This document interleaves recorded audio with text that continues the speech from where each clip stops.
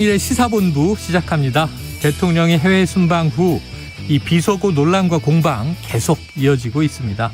자, 밀려서는 안 된다 이런 의지는 알겠는데요. 이 블랙홀의 끝에는 별로 남는 것이 없을 것 같다. 이런 생각에 안타까워집니다. 정치의 생산성을 생각해 봅니다. 자, 윤석열 대통령이 가장 강조하는 것, 이 취임사를 통해서도 그랬고요. 또 최근 해외 순방, 유엔 총회 기저연설에서도 그랬고요. 자유를 많이 언급을 했죠. 자, 그런데 언론계는 대통령실과 여당의 MBC에 대한 공세가 언론의 자유 탄압이다 이렇게 반발하고 있죠. 최근에는 라면, 과자 등 가공식품 가격이 오르고 있습니다. 정부는 이 고물가에 기댄 가격 인상을 자제해달라 이렇게 이야기하고 있는데요. 업계는 원자재 가격이 오르니 가공품 가격이 오르는 거 아니냐. 가격을 통제하라는 것은 시장 자유를 인정하지 않는 것 아니냐 이렇게 또 의아해합니다. 자, 자유 어떤 자유일까요? 경제를 살려야 합니다. 자, 지금 경제 심리는요, 국민 다수가 앞으로 지갑을 닫을 것이다 이렇게 예상하고 있습니다. 코로나로 인한 사회적 거리두기가 해제된 이후에 이 수출은 무역 수지 적자를 보이고 있지만 내수 경기가 좀 살아나면서 경제가 버티고 있었는데 앞으로가 걱정입니다. 자, 좋은 소식도 있습니다. 미 롤링스톤지가요, 드라마 오징어 게임을 위대한 TV쇼 100선에 선정을 했고요. 블랙핑크는 우리나라 걸그룹 최초로 빌보드 차트 1위에 올랐습니다. 자, 이 K정치가 K드라마, K팝만큼만 해달라 이렇게 주문하면 굉장히 무리한 이야기가 되겠죠. 사실 정치에는 K를 안 붙이고 싶습니다. 자, 최영일의 시사본부 출발합니다.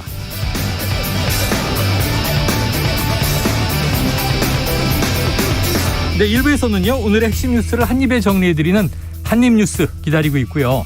2부 10분 인터뷰, 이 달러 초강세로 인한 세계 경제 위기 상황을 정리해 보겠습니다. 이어서 정봉주, 김재원 전 의원과 함께하는 여의도 정액관 코너 기대해 주시기 바라고요. 자, 한입에 쏙 들어가는 뉴스와 찰떡궁합, 디저트송 신청 오늘도 기다리고 있으니까요. 오늘 뉴스에 어울리는 노래가 있으면 문자 샵 9730으로 자유롭게 보내주시기 바랍니다. 오늘의 디저트송 선정되신 청취자께는 치킨 쿠폰을 보내드립니다. 많은 참여 부탁드리면서 짧은 문자 50원, 긴 문자는 100원입니다.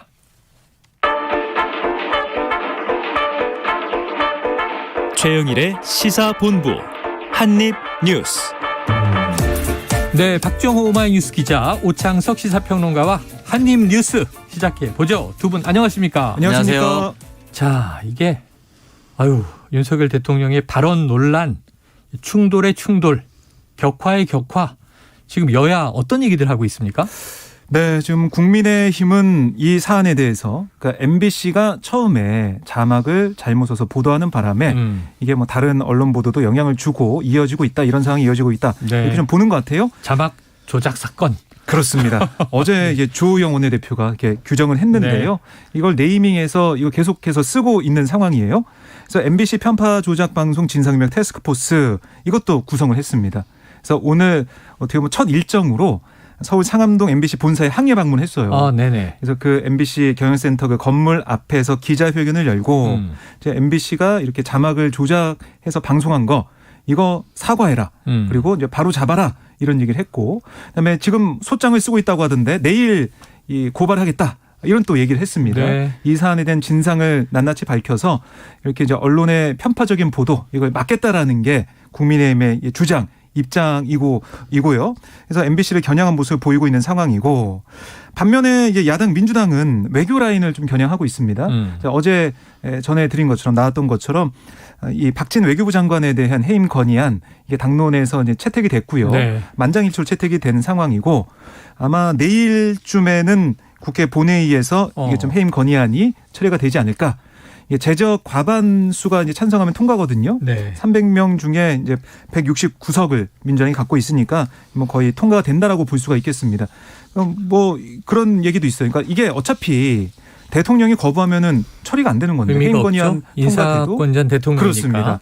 그래서 무슨 의미가 있냐 이런 얘기도 있는데 민주당 얘기를 좀 들어보면 이게 통과되는 것 자체만으로도 이 정부와 여당과 그리고 대통령을 향한 어떤 경고의 의미가 된다. 네. 그리고 외교 상황이 이렇게 좋지가 않은 어떻게 보면은 여러 가지로 좀 어려운 그런 모습을 보이고 있는데 아무도 책임 안 지는 모습 보이는 것 그 자체가 정부에 좋지 않은 거다. 이렇게 또 얘기를 하고 있습니다. 네, 참 예전 같으면 뭐 해임 권고, 해임 건의 이런 정도만 뭐 통과가 돼도 야 이건 정말 뭐 헌정사상 이례적인 일이다. 네. 이 반성해야 한다 이런 기류였지만 요즘은 그렇지가 않은 것 같아요. 네. 효과 있을까요? 뭐 저는 일단은 민주당 입장에서는 대통령이 했었던 그 발언 날리면이냐 바이든이냐 이 논쟁이 있지 않습니까? 네네네. 그 사이에 버전도 많죠. 네, 그 논쟁이 이어지지 않고 대통령이 깔끔하게 뭐 실언이 있었다라고 사과를 했다거나 또는 아예 그 발언이 없었다라면 이 정도까지는 오지 않았을 거라고 저는 생각이 듭니다.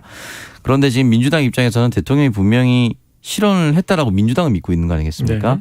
실언을 했다고 하고 있는데 대통령은 국익도 제대로 챙겨오지 못한 상태에서 거짓말을 하고 있다라고 생각을 하고 있으니 이 부분에 있어서 총체적인 책임자라고 볼 수 있는 외교부 장관을 경질하려는 모습을 야당에서라도 보여야 국민들이 지금 똑똑히 정부가 잘못하고 있다는 것을 알릴 수 있을 것이라고 생각을 했던 네. 것 같습니다. 그래서 주요한 잘못으로 민주당이 꼽은 것 같은 경우는 처음부터 시작됐을 때 조문 없는 조문 행보. 두 번째는 한일 정상회담 같은 경우는 양국이 같이 발표해야 되는데 외교부 장관이나 안보실장이 없는 상태에서 1차장 김재우 실장이 그냥 곧바로 발표를 해서 일본 측에서 우리는 그런 적이 없다라고 얘기를 했던 거. 그리고 48초간의 한미 정상 만남. 그리고 한국 기자들을 패싱한 상태에서 한일 정상회담이 이루어졌던 거. 오늘 마지막에 비속어 논란. 이런 것까지 하면서 민주당 입장에서는 좀 뚜렷하게 국민들에게 알리고자 하는 마음인 것 같습니다. 아, 이게 얼마나 비생산적이에요. 오창석 그렇습니다. 평론가가 이걸 지금 며칠째 계속 얘기하고 있습니다. 한 얘기 또 하고. 한 대한민국 얘기 또 하고. 정치 방송이 다 네. 그런 것 같습니다. 아니 그 도대체 이 정치인, 뭐 지도자, 대통령을 포함해서 뭐 실언이나 뭐 막말이나 이런 얘기가 나오면 여론이 시끌시끌하면 과거엔 사과했는데 이거 무슨 경종을 울리려고 300명의 국회의원이 네. 해임 건의안을 본회의에서 통과를 시켜야 한다. 그래야 경종이 울리면 이 정치의 생산성, 이분들 지금 민생 경제에 올인하고 있어야 될 분들이 네, 맞습니다. 이런 시간을 쓰고 있나, 이런 토론을 하고 있나 하는 게 전 너무 세금이 좀 아깝다는 생각이 들어요. 그러니까 어제 이제 대통령실 같은 경우도 MBC에 공문을 보냈어요. 네. 그래가지고 이 보도 과정에 대한 경위를 설명해 달라 뭐 이런 취지의 MBC 에. 내용에 네. 그렇습니다. 대통령실에 직접 이제 보내는 상황이 됐습니다. 그래서 MBC에서는 왜 이거는 우리만 보도한 게 아니라 다른 방송사나 언론사도 이 똑같은 거의 맥락으로 보도했는데 왜 우리가 문제 삼고 있느냐 이렇게 반박을 하면서 계속해서 대응하겠다라는 입장을 내놨고 그다음에 방송기자협회 등등 해가지고 네. 6개 현업 언론단체도 네. 어제 용산 대통령실 앞에서 기자회견 열었어요. 예, 예. 이 언론 탄압 아니냐 뭐 이런 주장을 하고 있습니다. 그러니까 하지만 국민의힘에서는 잘못된 보도에 대해서 경종을 울리지 않으면 네. 바로잡지 않으면 이게 계속 반복된다 서로 막 이런 얘기도 경종을 울리고 있군요. 예, 하고 있기 때문에 엇갈리잖아요 입장이. 네. 그렇게 되면 계속 논란이 커지고 파장이 이어지고 그리고 국민의힘에서는 이걸 또 법적으로 고발한다고 하니까요. 물론 서울시의원도 고발한 게 있죠. 그리고 뭐 무고 고발도 있었고. 대통령은 법적 조치는 하지 않겠다 이렇게 네. 얘기했었고. 이렇게 되다 보니까 이 사안이 끝나지가 않아요. 이 꼬리에 꼬리를 물면서 네네. 법적 공방까지 가게 되면 이게 법적 공방은 끝나니까 여야에서도 계속 공방을 주고받거든요. 네. 말씀하신 것처럼 정기국회가 진행되고 있고 민생에 대한 얘기를 하면서 또 내년도 예산 중에 민생 예산이 많이 깎였다는 게 민주당의 주장인데 국민의힘은 또 거기서 어떤 얘기를 할 건지 그러면 과연 여야가 합의할 점이 있는지 이것도 좀 봐야 될 것 같은데 그 좀 안 되고 있는 상황이고 어제 국회 운영위 같은 경우도 20분 만에 파행이 됐거든요. 파행된 걸 좀 보니까 박홍근 민주당 원내대표가 이른바 정원유착 당사자로 지목이 됐는데 네. 박 원내대표가 신상 발언하겠다. 왜냐하면은 자신이 지목이 됐으니까. 근데 그게 못하게 막혔어요. 그러니까 권성동 원내대표가 에이 신상 발언 뭐 지금 하면은 또 회의 진행이 안 되니까 그거는 그만두고 자 회의를 진행합시다. 어제는 국감 계획에 대한 논의를 하는 자리였거든요. 거기에 집중합시다라고 했는데 민주당 입장에서는 이 XX의 대상이 됐는데 그리고 또 정원유착의 대상이 됐는데 가만히 좋습니다. 회의하십시오. 또 야당 입장에서 그렇게 못 하거든요. 그러니까 이게 정리가 안 되고 매듭이 안 지어지니까 계속 이렇게 꼬리에 꼬리를 물고 가는 상황. 결국 피해자는 국민인 것 같아요. 자, 오평론가님 혹시 지금 이번 주가 9월이 다 가요. 네, 다 갑니다. 다음 주 10월이면 우리가 4, 4분기만 남은 거예요. 네. 1년 중에 이제 딱 석 달 연말이 남는데 10월이 또 국정감사 아닙니까? 네. 이거 지금 비속어 논란이 국정감사에 블랙홀 되는 거 아니에요? 그러니까 일단 기본적으로 외교부 장관에게 이 질문을 분명히 외교부 담당인을 하는 거나 이게 나올 수밖에 없습니다. 네네네. 근데 그렇다고 해서 민주당이 이거 대통령이 사과할 때까지 국정감사 안 하겠다 파행하 이렇게 하지는 않을 것 같고요. 중요한 질문마다 다 끼워서 넣을 것 같습니다. 그리고 정부 주요 인사들이 또 나올지 않겠습니까? 국감 증인으로. 그럼 총리는 총리 앉혀두고 다시 한번 질문할 거예요. 대정부 질의처럼. 그리고 장관 앉으면 장관. 그리고 대통령 비서실장 앉으면 대통령 비서실장한테 어떻게 된 거냐 질문할 거고요. 그러니까 문재인 정권에서도 임종석 비서실장이라든지 유영민 비서실장이라든지 노영민 비서실장 다 나와서 응답하지 않았습니까? 비슷한 상황이 전개될 텐데 다만 이렇게 될 경우에 또다시 비생산적이다는 얘기가 나올 수밖에 없습니다. 네. 실질적으로 정부를 상대로 공공기관 상대로 중요한 내용에 대해서 말 그대로 감사를 하는 자리에서 똑같은 사안을 사람만 바꿔가면서 부처만 바꿔가면서 질문을 던진다면 국민들 입장에 좀 필요해질 수밖에 없거든요. 그리고 올해는 안 나타나겠지 하면서도 꼭 국정감사만 되면은 뭐 들고 오는 사람들 그러니까 여기서 말하는 예전에 막 벵갈 고양이 데려오는 국회의원이라든지 벵갈 고양이 안 나타날 수가 없습니다. 구렁이 뭐 여러 가지. 네, 올해도 안 나타날 수가 없어요. 괴물쥐. 네, 분명 뉴트리아가 있었죠. 그러니까 분명히 그런 국회의원들이 또 한 명 이제 탄생할 거고요. 아 정말요? 저는 그럴 거라 봅니다. 네. 뭐가 등장할 걸로 예상하세요? 동물이 등장할지 무엇이 등장할지 모르겠는데요. 네네네.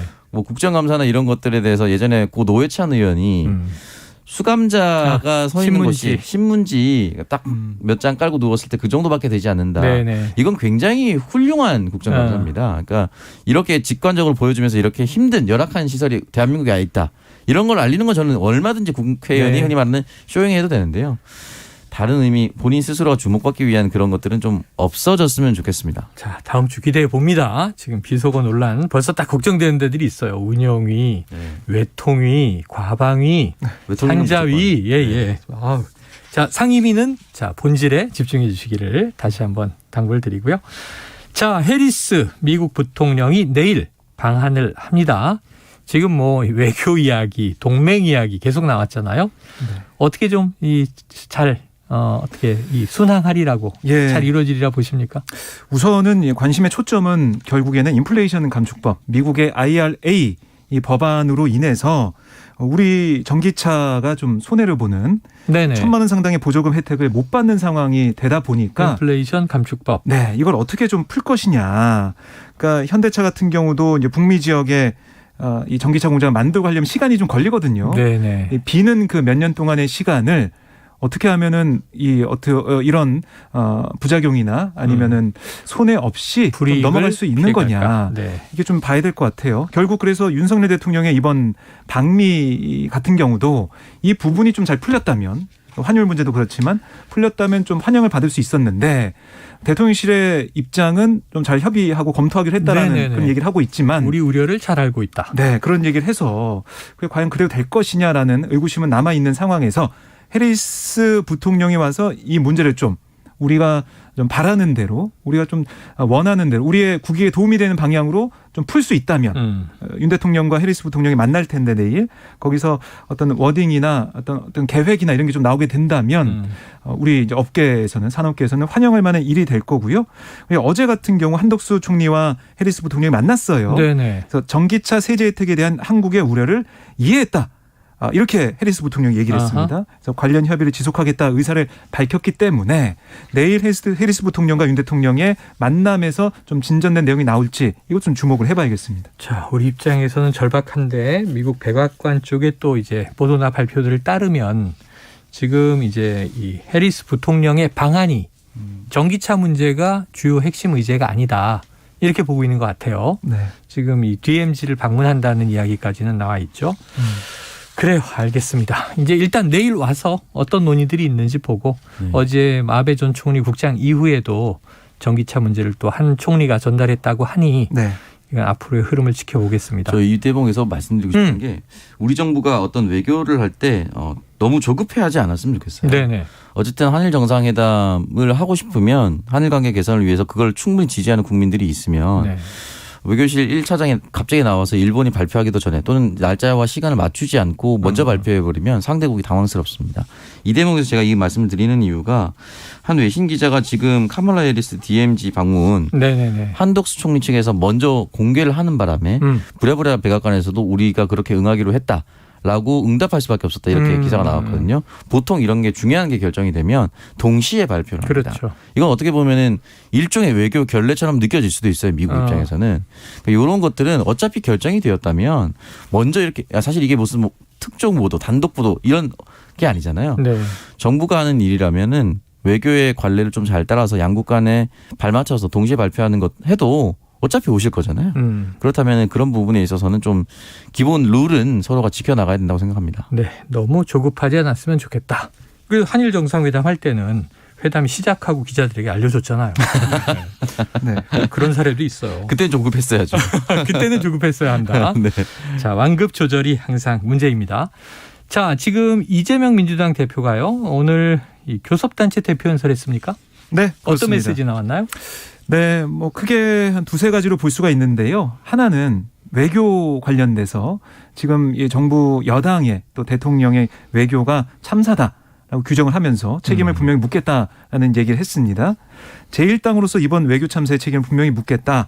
그리고 이 총성 없는 전쟁인 외교의 연습은 없다. 초보라는 말로 양해되지 않는 혹독한 실전이다라고 지적을 했습니다.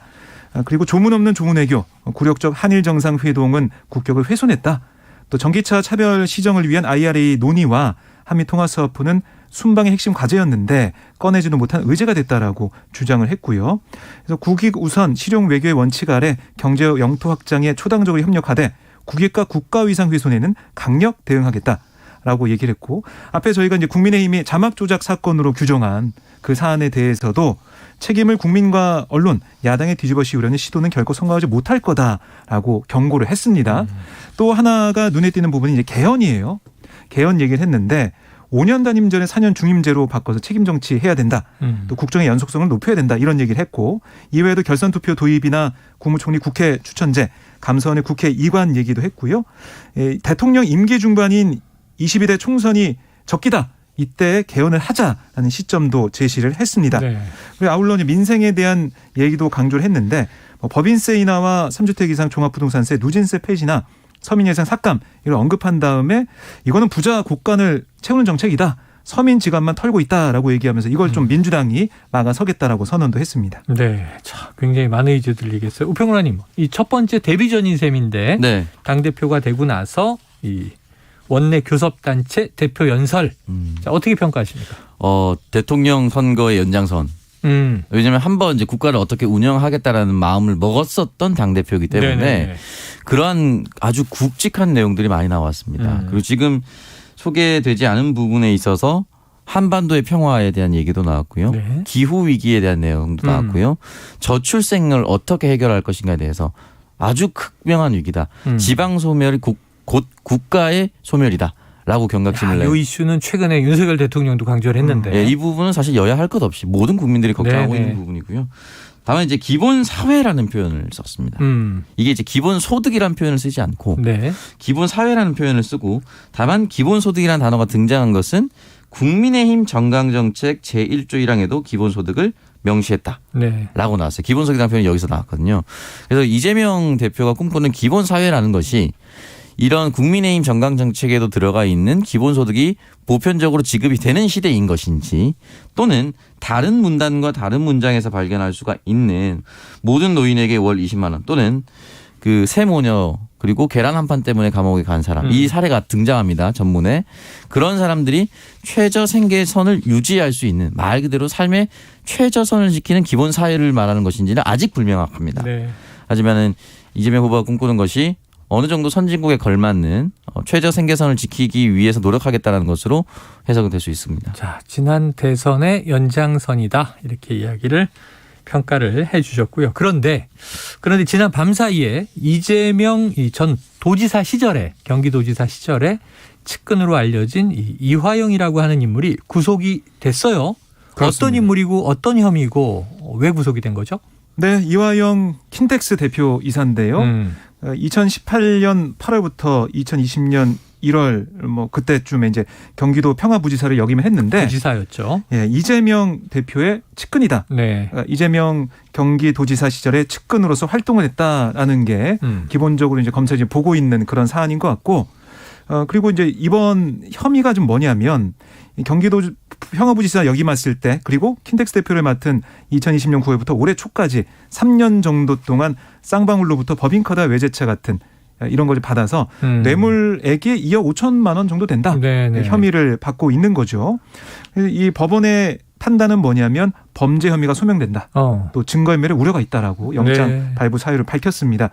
자, 이제 관심은 그러면은 과연 이 수사가 이화영 이 대표로 끝날 것이냐, 네네. 아니면 더 이제 확장이 되고 윗선으로 갈 것이냐 이 부분인데, 그러니까 이 이전 부지사가 뇌물을 받은 대가로 쌍방울이 이 대북 사업 뭐 이런 걸 통해서 사업권을 약정받아서 그 직후 계열사 주식이 급등했다. 뭐 이런 얘기를 하면서 검찰은 이전 부지사를 상대로 뇌물의 대가성 또 여자 여부를 볼 것 같은데, 이 이전 부지사가 독자적으로 쌍방울과의 유착 관계를 형성했는지 아니면은 이 사실을 이재명 대표가 알고 있었는지 이걸 검찰이 들여다보고서 보입니다. 네, 사실은 또 쌍방울이라는 기업은 뭐 변호사비 대납 의혹의 또 대상이기도 하잖아요. 그것도 있죠. 그러니까 다른 건도 있고 지금 별건으로 또 대북 사업 진출에 뭔가 부정한 대가 관계가 있는가 문제가 새로 또 여기에 첨가가 된 거고. 자, 이제 이재명 대표 입장 앞으로 지켜봐야 될 것 같고요. 검찰의 수사도 지켜봐야 될 것 같습니다. 어쨌든 이화영 킨텍스 대표는 구속이 됐다. 뭐 예전에 이 공직에 있기 이전에는 쌍방울의 사회이사로 일을 했던 거죠. 그렇습니다. 네. 네, 그런 걸 통해서 관계가 있었는데 그 일도 유지가 됐다 이런 겁니다. 알겠습니다. 자, 여기서 점심시간 교통 상황 알아보고 이어가도록 하겠습니다. 교통정보센터에 이현 리포터 나와주세요. 네, 많이 수월해졌습니다. 서울 시내 간선도로 이제 밀려도 길지 않은 구간입니다. 고속도로 교통량도 계속 줄어들고 있는데요. 문제는 돌발 상황이죠. 영동고속도로 강릉 쪽으로 양지 부근에서 사고가 있었습니다. 다행히 처리가 조금 전에 됐고요. 용인 휴게소에서 양지 쪽으로 정체가 심했었는데 지금은 대부분의 정체가 풀린 상황입니다. 정체는 강원권에서 나타나고 있는데요. 강릉 방향 두 군데에서 작업 여파를 받습니다. 원주 부근과 새마을 부근에서 각각 비탈면 보완 작업을 하고 있는데 두 개 차로가 막혀 있습니다. 2, 3km 구간에서 속도가 많이 떨어지고 있고요. 경부고속도로 부산 쪽은 오산에서 남사 쪽으로 정체가 더 심합니다. 남사 부근 5차로가 역시 작업 때문에 막혀 있기 때문이고요. 서울 방향 기흥 동탄에서 수원 쪽으로 작업 정체 이어지고 있습니다. KBS 교통정보센터였습니다.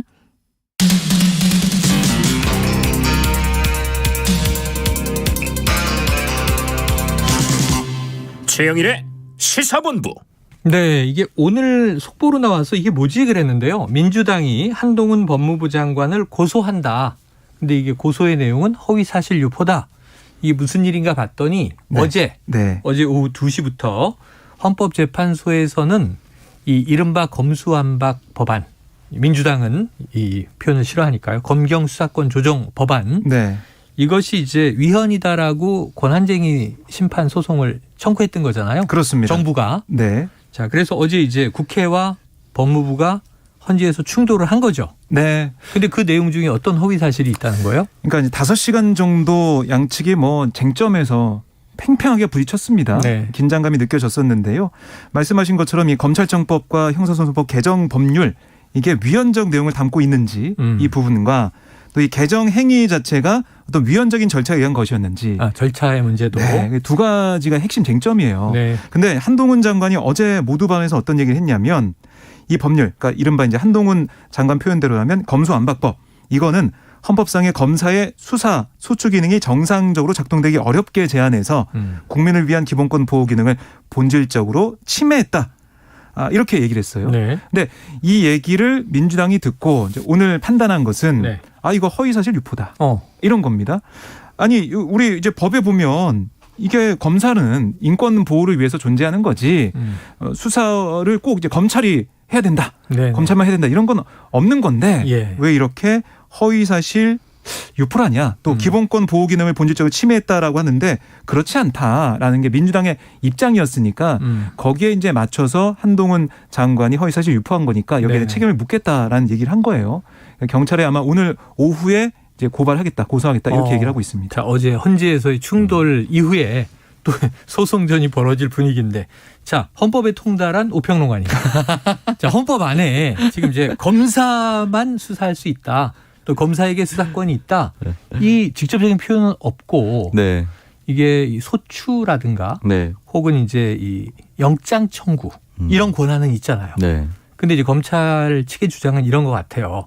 자, 이게 영장 청구를 한다든가 소추를 하는 게 다 수사의 연장선상에 있는 거니까 수사를 전제로 하지 않고 이런 걸 어떻게 하느냐. 네. 그 헌법을 해석을 하면 검사에게 결국 수사 권한이 있는 것이다. 민주당의 입장은 이제 정반대인 것 같고요. 네, 맞습니다. 어떻게 보십니까? 그러니까 지금 여러 가지 사안으로 다 나눠서 설명을 해주셨는데 결국은 검사의 수사권의 헌법적 근거 그리고 검수 원독의 시행령 요거 이제 현 정권 들어서 나온 거죠. 시행령이니까. 네네네. 입법의 추진 과정에서 위장 탈당이 뭔가 잘못됐다. 아, 권한쟁의 심판 그리고 이게 네 가지가 있는데 결국은 뭐냐. 본질은 원래 검찰이 가지고 있었던 권한 원상도로 복구시켜줘게 지금 한동훈 법무부 장관의 네네네. 입장인 것이고요. 민주당은 그렇지 않다라는 것이고 그래서 각 측의 변호인의 말을 들어보면 말씀하셨던 네네. 내용이 그대로 담겨 있습니다. 지금 국회를 대리하고 있는 장주영 변호사는 말씀하셨던 것처럼 법무부 장관은 권한쟁의 심판 청구할 자격 자체가 없다. 없다. 네, 그렇게 얘기하고 있죠. 수사권이나 소추권이 없기 때문에 이 법률로 인해 법무부 장관의 권한이 제한되지 않는다라는 네. 것이고 그리고 반대편에는 강일원 변호사가 있습니다. 예. 문재인 정부에서 수사 지휘권을 발동했다. 법무부 장관이 수사 지휘권을 발동했기 때문에 네네네. 이 부분에 대해서는 결국은 법무부 장관에게 어떠한 권한이 있는 것이고 수사권에 대한 권한 침해가 발생한다면 장관의 수사권도 침해되는 것이나 다름없다. 그렇기 때문에 헌법에 없어도 수사권을 침해받는 것이나 다름없다라고 얘기를 하고 있는 상황입니다. 그래서 이 부분이 좀 팽팽하게 맞설 것 같은데 다만 중요한 것은 이게 계속 검수완박, 검수원독 이런 식으로 싸우면 국민들은 내용에 대해서는 사실 점점 더 멀어질 수밖에 없어요. 문재인 정권에서도 민생 안 돌보고 검찰 얘기만 한다. 청취자분을 대신해서 제가 다시 질문을 드릴게요. 네. 누가 맞냐고요? 누가 맞냐고요? 제가 헌법재판소에 네, 양쪽의 주장은 알겠는데 아우 법률 용어 막 나오고 머리 아픈데 네. 비속어 논란 가지고도 지금 머리가 아픈데 네. 또 이 법적 공방을 봐야 되잖아요. 네. 어디가 옳습니까? 사실 저도 그거 확답을 내릴 수가 없는 상황이라서. 헌재가 고심고심을 해서 네. 몇 달 지나야 답이 나오겠죠. 네. 근데 이제 국회가 일단 한 번은 국회의장의 주제로 여야 한 번 합의됐다가 네. 당시 권성동 원내대표가 뒤집지 않았습니까?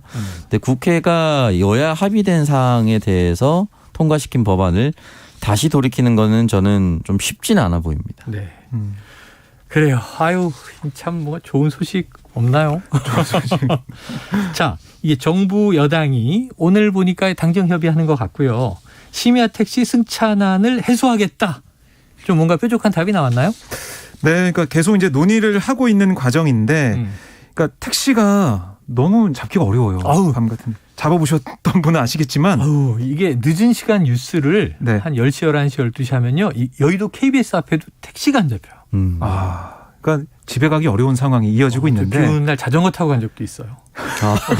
지난 짜증이. 여름에 네. 택시를 1시간 동안 못 잡아서. 네.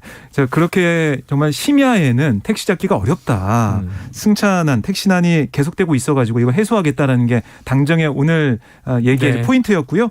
그래서 이 택시기사 취업 절차 간소화, 또 시간제 근로계약 도입, 아울러 뭐 이 개인 택시 부재를 해제하겠다.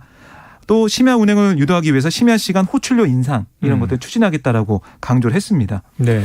결국에는 택시 기사들의 처우를 좀 높여가지고 또 떠났던 기사들이 돌아올 수 있게 그런 환경을 좀 만들어주겠다 이런 얘기인데요. 근데 소비자 입장에서는 조금 힘든 부분이 심야 택시 호출료 같은 경우 네, 지금 네. 3,000원에서 9,000원까지 쭉 다 돼 있는데 이거를 기본 베이스를 9,000원까지도 올릴 수 있다. 이런 얘기가 일각에서 나왔는데 물론 그렇게까지 안 올리겠죠. 안 올리겠지만 그 인상이 된다는 것 자체가 택시를 주로 이용하는 분들에게는 좀 부담이 되지 않을까.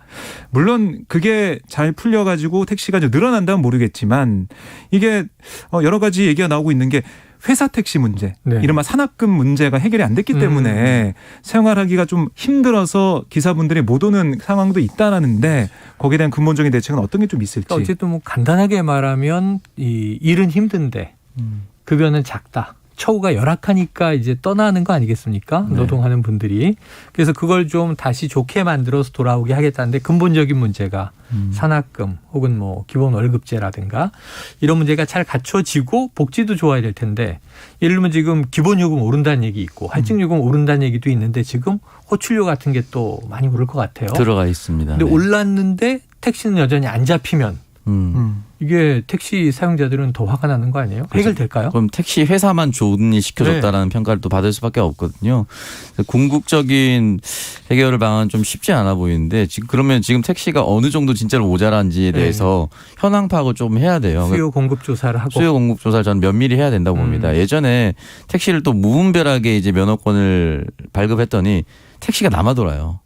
그래서 예전에 김문수 경기도지사가 대구에 출마했을 때 네네. 대구에 택시가 너무 많다. 그래서 대구에 택시 너무 많으니까 택시 감찰을 하겠다고 했거든요. 그래서 네. 사람들이 무슨 이런 1차원적인 판단을 내놓는다는데 대구 택시 기사분들이 굉장히 좀 좋아했습니다.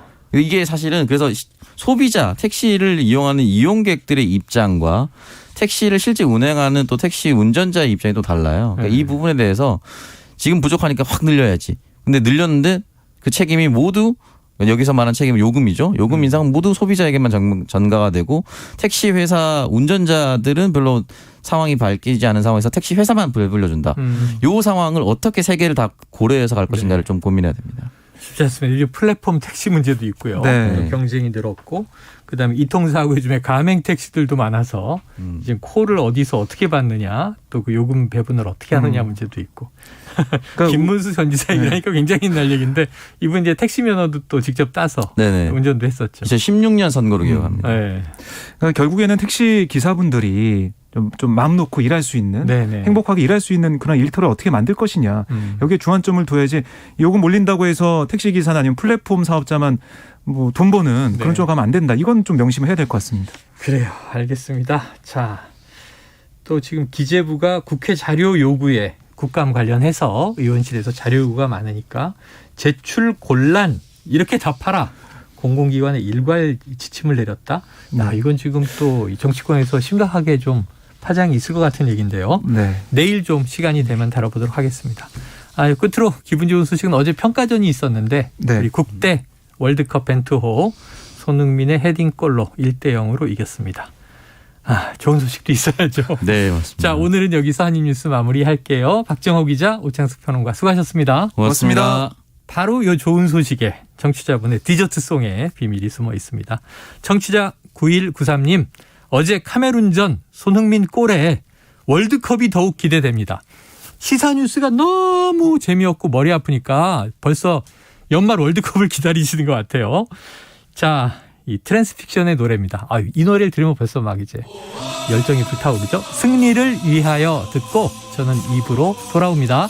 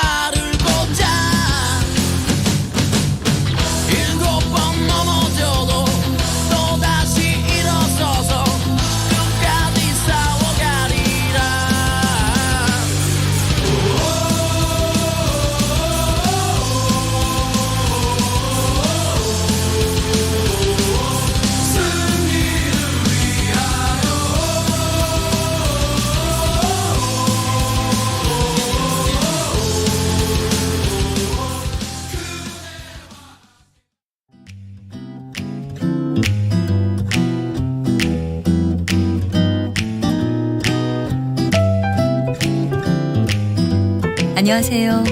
바른말 고운말입니다. 어떤 상황을 미리 생각은 했지만 실제 현실로 나타나면 당황할 때가 있죠. 이런 경우에 딱 맞는 표현으로 막상이라는 우리말 부사가 있습니다. 막상은 어떤 일에 실제로 이르러라는 뜻입니다. 그는 집을 떠났지만 막상 갈 곳이 없었다. 우리는 많이 싸웠지만 막상 헤어지려니 눈물이 났다. 이렇게 말할 수 있습니다. 이 막상과 비슷한 표현으로 막이라는 고유어 부사도 있습니다. 막에는 여러 가지 뜻이 있지만 이 경우에는 어떤 일을 당해서 실제로라는 뜻으로 나이 들어서 이제 막 공부를 하려니까 너무 힘들다라든지 막 여행을 좀 가려 해도 짬이 나지 않는다 이렇게 표현할 수 있습니다. 또 막상이란 표현이 들어가는 것으로 막상말로라는 것이 있는데요. 이것은 실제라고 가정하고 하는 말이라는 뜻의 부사입니다. 막상말로와 비슷한 표현으로 마기말로도 있는데요. 이 마기말로 내가 그런 일을 당했다면 가만히 있지 않았을 거야 같이 말할 수 있습니다. 하지만 이 둘은 차이는 있는데요. 막상말로는 막상과 말로로 분리될 수 있는 표현인데 이것과 다르게 마기말로는 마기와 말로로 분리할 수 없습니다. 사전에 보면 마기는 막상의 잘못된 표현으로 돼 있기 때문이죠. 오늘은 부사 막상에 대해서 알아봤습니다. 바른말 고운말 아나운서 변희영이었습니다.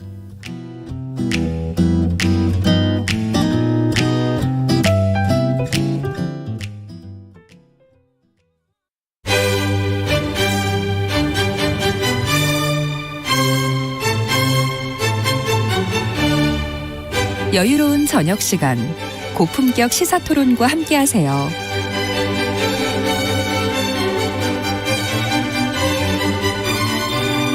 평일 저녁 7시 20분 KBS 열린 토론 정준희 교수와 함께합니다.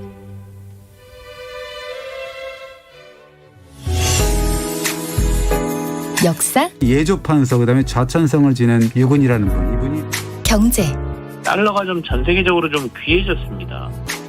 음악까지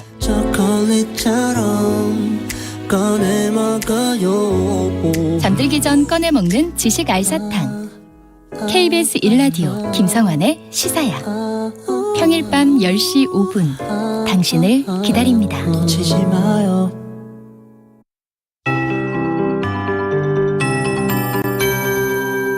KBS 58분 날씨. 연일 일교차 큰 날씨에 건강관리 잘 해주셔야겠습니다. 오늘도 아침엔 서늘했지만 낮에는 후텁지근하겠습니다. 낮과 밤의 기온차가 10도에서 중부 내륙, 경북 북부 내륙은 15도 이상으로 크겠습니다. 오늘 아침 충주와 대관령이 2도 선까지 뚝 떨어졌습니다. 충주의 경우 평년보다 10도 가까이 낮아서 서늘했는데요. 한낮엔 23도 안팎으로 일교차가 20도나 벌어지겠고 서울도 아침보다 10도 이상 올라 한낮에 27도 안팎을 보이겠습니다.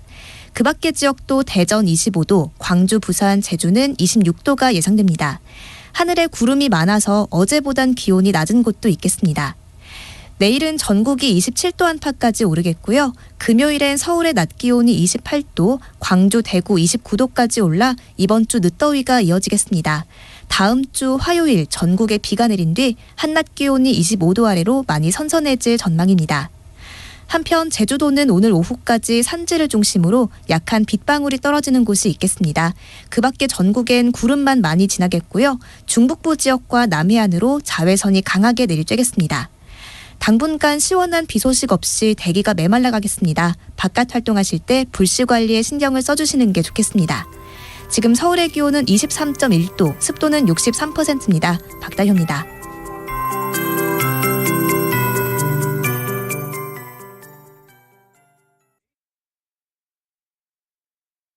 정성을 다하는 국민의 방송 KBS가 한시를 알려드립니다.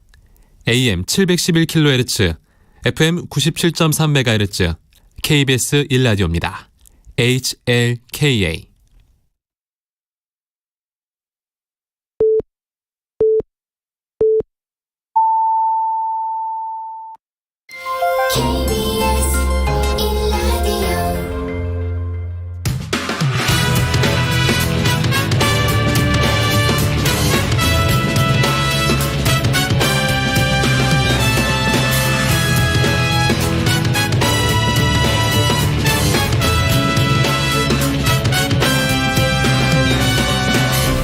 KBS 1라디오 최영일의 시사본부.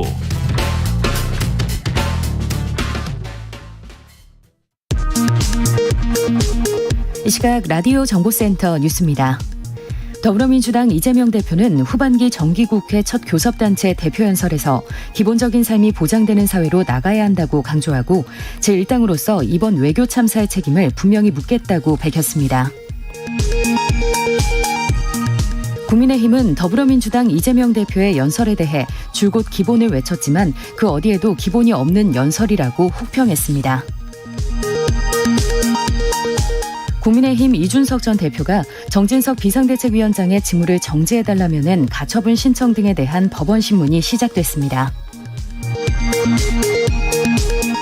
아베 신조 전 일본 총리 국장 참석차 일본을 방문한 한덕수 총리가 기시다 후미오 일본 총리와 만나 한일 관계 개선이 공통의 이익에 부합한다며 양국 관계 개선을 촉구했습니다. 오늘 0시 기준 코로나19 신규 확진자는 3만 6천여 명, 사망자는 46명 발생한 가운데 정부가 평가하는 코로나19 주간 위험도는 12주 만에 낮음으로 하향 조정됐습니다. 지금까지 라디오 정보센터 조진주였습니다.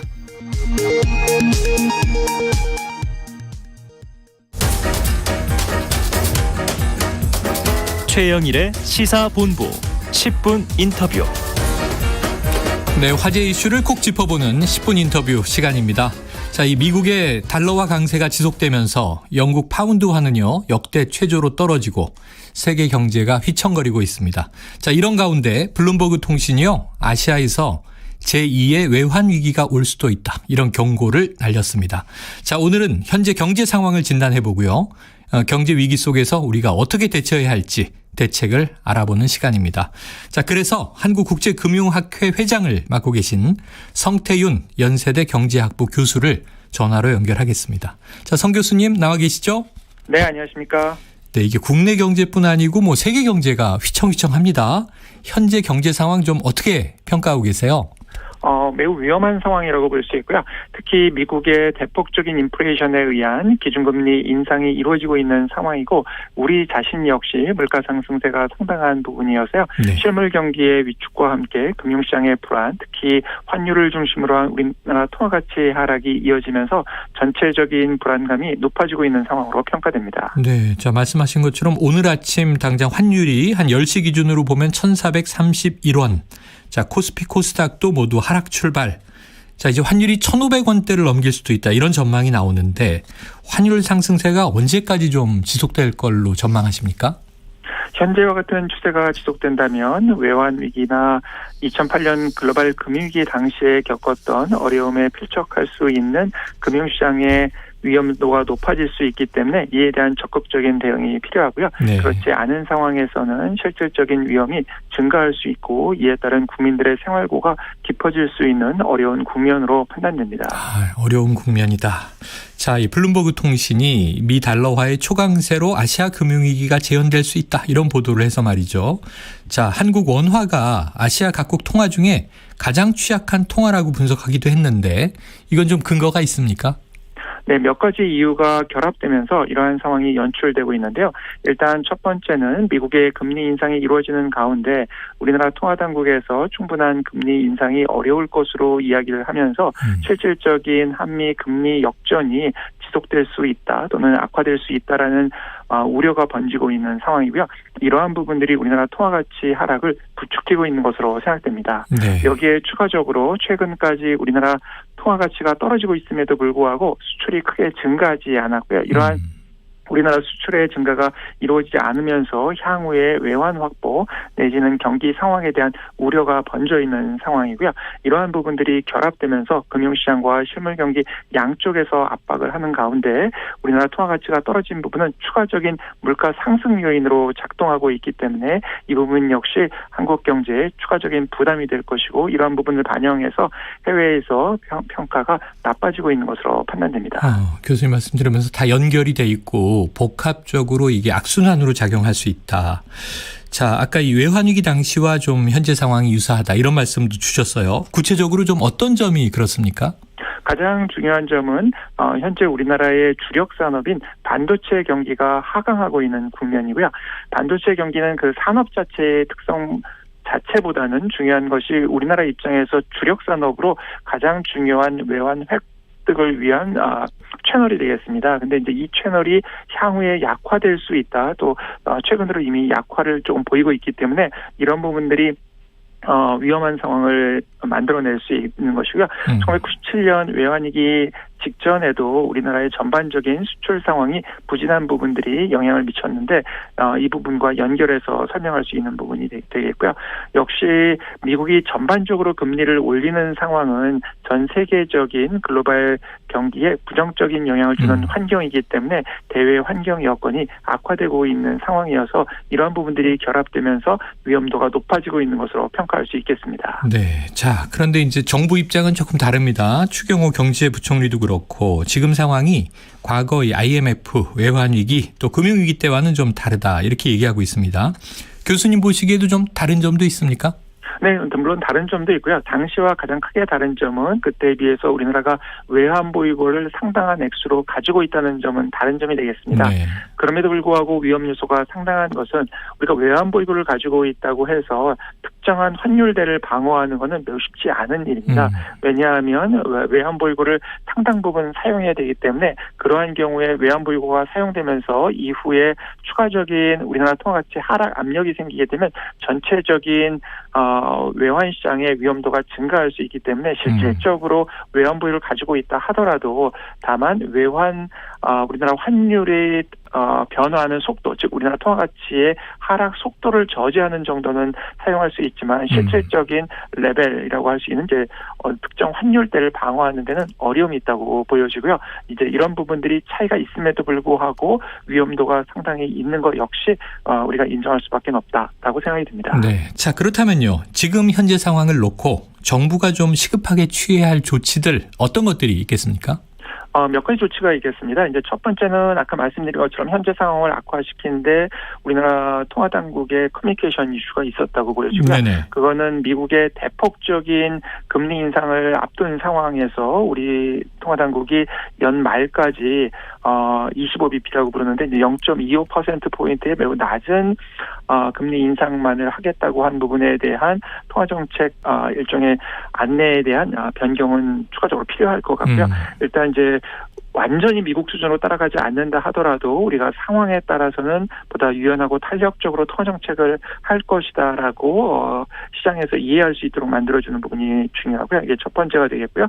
두 번째는 가능한 범위 내에서는 우리가 미국하고 통화 수합을 체결하기 위해서 노력하는 것 역시 필요할 것으로 생각됩니다. 물론 상당히 어려운 부분이 있음에도 불구하고 실질적으로 통화 수합이 이루어지게 되면 외환시장을 안정화시키는 데는 상당한 도움이 될 것 같고요. 다만 지금 말씀드렸던 우리나라 이제 기준금리와 통화정책의 문제, 그 다음에 외환시장 안정화를 위한 미국과의 통화 수합 문제, 요거 하나씩만으로 해결하기는 어렵고 이런 부분들이 결합된 가운데 또 실질적으로 우리가 금리를 올리는데 이제 어려운 부분 중에 하나가 기업과 가계의 부채를 비용한 여러 비용들이 증가해 있는 부분들이 있거든요. 네. 그래서 이제 이런 비용 부담을 덜어줄 수 있는 세금을 포함해서 전체적인 비용 부담을 완화시켜서 가계와 기업이 이 상황을 보다 더 견딜 수 있도록 해주는 노력 역시 함께 필요할 것으로 판단됩니다. 네, 지금 이제 몇 가지 말씀을 해주셔서 정부의 대책 어떻게 되고 있나 한번 점검을 해보죠.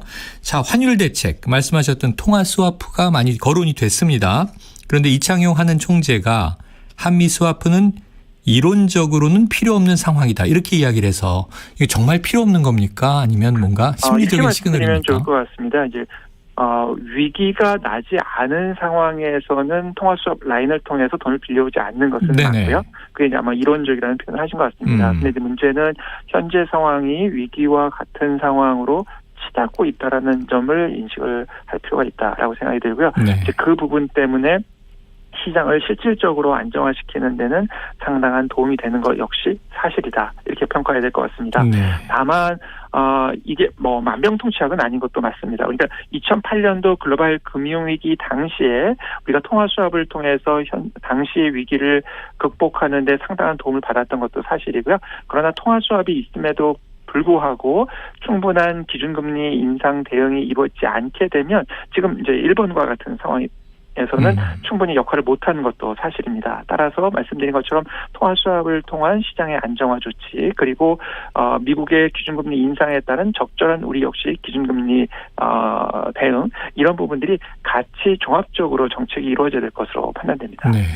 또 하나 말씀드리면은 실제 우리나라 같은 경우는 외환 위기를 겪었던 국가이고요.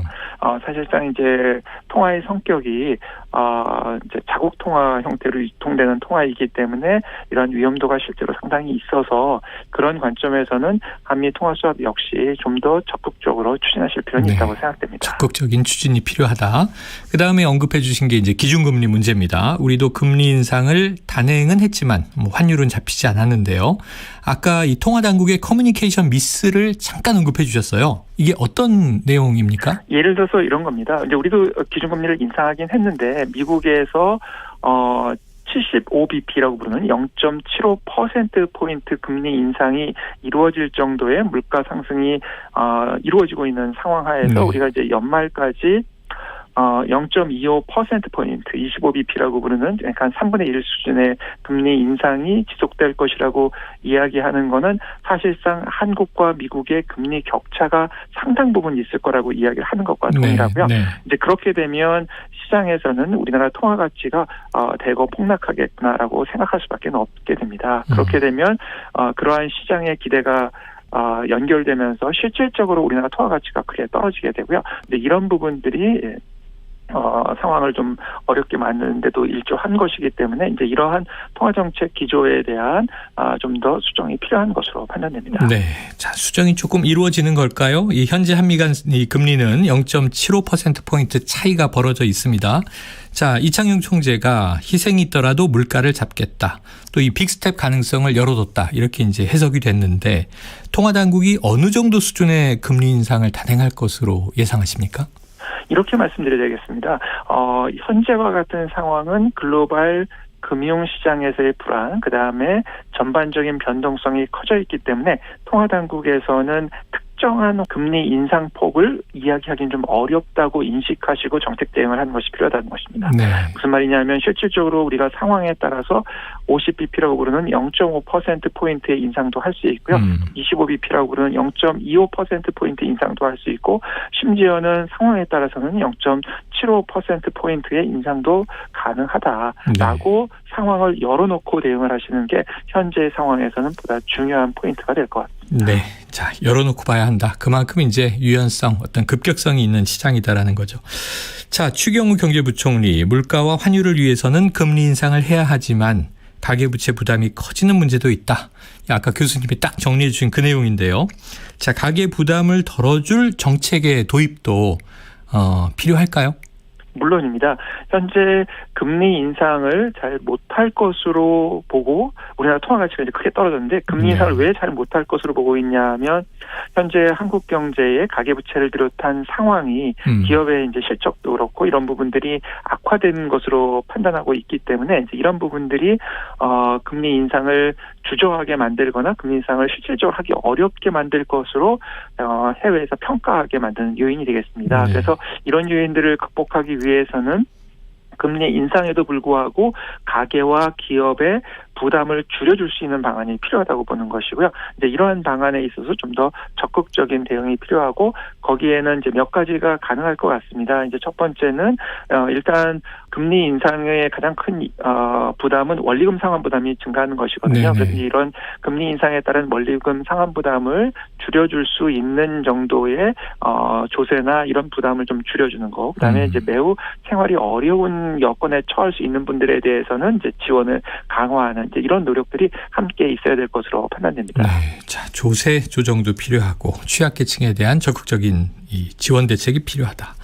자, 미국의 파월 연준 의장이요 추가 금리 인상을 계속 시사하고 있습니다. 자, 미국이 언제까지 금리 인상 기조를 유지할까요? 현재와 같은 미국의 물가 상승세가 지속되는 상황 하에서는 당분간 미국의 기준금리 인상은 큰 폭으로 진행될 수 있다고 인식하고 대응하시는 게 매우 필요하다. 그리고 이러한 상황에서는 대개 미국 이외의 다른 국가들이 매우 금융시장에서 변동성이 높아지는 상황이라고 인식을 하시고 당분간 이러한 상황이 지속될 수 있다라는 인식 하에서 대응을 준비하시는 것이 필요하다라고 판단됩니다. 네. 자, 현재 이 달러 강세 현상, 이게 참 고통받는 분들이 많은데요. 한동안 이거 언제까지 갈까요? 지금과 같은 미국의 정책적 기조 하에서는 달러와 강세가 어느 정도 유지된다고 보셔야 될 것 같고요. 다만 이제 달러와 강세의 강도와 정도는 우리의 정책 대응에 역시도 달려 있는 것도 사실이다라고 보시면 될 것 같습니다. 미국의 이러한 대폭적인 금리 인상이 이루어지는 상황 하에서도 우리가 특별히 다른 국가들에 비해서도 상당히 우리 통화 가치가 최근 많이 떨어졌던 거는 그런 의미에서 이제 금리를 비롯한 정책 대응, 커뮤니케이션 문제까지 포함해서 사실은 관련이 있기 때문에 그런 의미에서의 적절한 대응이 중요하다라고 평가드릴 수 있겠습니다. 네. 자, 어제 한덕수 국무총리가 일본에서 카멀라 해리스 미국 부통령을 만났습니다.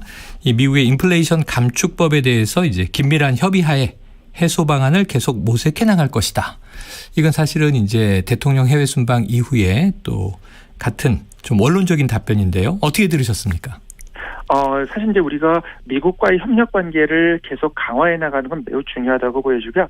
이제 그런 과정에서 현재 미국의 인플레이션 감축법이라는 이름으로 이제 실제 이름은 뭐 인플레이션 감축법이지만 사실은 이제 통상하고 환경 규제 관련 법안입니다. 네. 그래서 이제 이 중에서 환경 규제 관련된 부분은 우리가 충분히 이해할 수 있는 부분이 있고요. 그러나 이게 실질적으로 미국의 자국의 이해관계 때문에 이제 다른 국가의 보호무역주의적인 색채를 띠는 부분이 있고 이에 따라서 우리 역시 어려움을 겪을 수 있는 부분이 있기 때문에 이러한 부분에 대해서는 미국에 좀 더 적극적으로 우리가 요청을 해서 실질적으로 우리가 미국과의 경제 상호 호혜 관계에 입각한 통상 질서가 형성될 수 있도록 하기 위한 노력이 필요할 것으로 생각됩니다. 네, 알겠습니다. 자, 교수님 끝으로요. 이 향후 세계 경제가 좀 어떻게 움직여 나갈지. 기본적으로는 미국의 이제 정책 전환 시점이기 때문에 상당히 좀 어려운 부분은 있다고 보셔야 될 것 같고요. 그런 상황에서 이제 우리가 중요한 거를 말씀드리는 게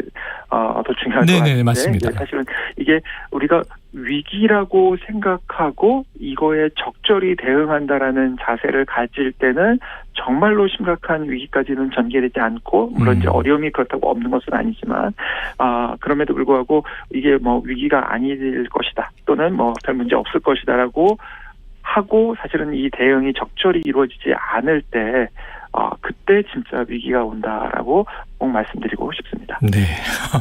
교수님 말씀드린 큰 리스크는 우리 앞에 있는데 이걸 우리가 어떻게 관리해 나갈지, 대응해 나갈지, 또 이제 대책을 준비해 나갈지가 큰 문제가 될 것 같습니다. 교수님 오늘 고견 잘 들었습니다. 감사합니다.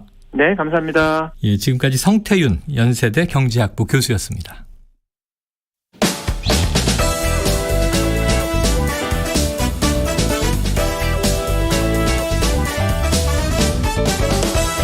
최영일의 시사본부는 여러분과 함께합니다. 짧은 문자 50원, 긴 문자 100원이 드는 샵 9730. 라디오 어플 콩과 유튜브는 무료로 참여하실 수 있습니다.